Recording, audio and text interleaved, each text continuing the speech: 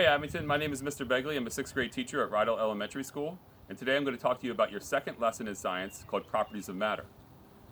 And we're going to talk about two different properties of matter. We're going to talk about physical property and chemical property.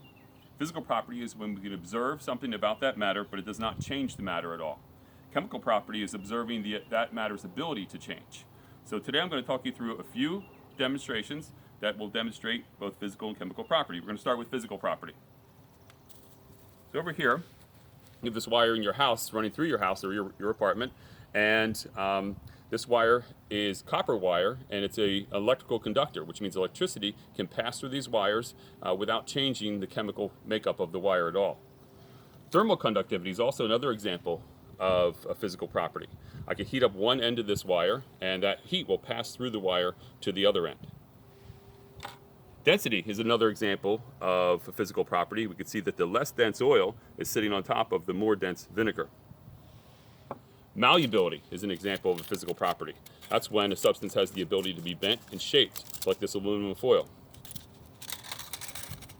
Magnetic attraction is another example of a physical property. Like we can see this refrigerator magnet right here being attracted to the metal in the axe head. Finally, solubility is an example of a physical property. So when I add this food dye to a glass of water, we can see that it dissolves in the water. All right. We also can observe some chemical properties of matter. Like, for example, very simply, this fruit that is ripening is an example of a chemical property.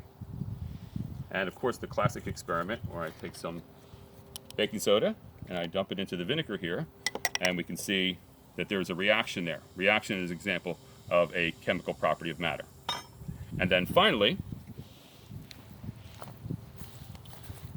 flammability is an example of a chemical property of matter. And we can see that I just lit that piece of paper on fire to get our fire started.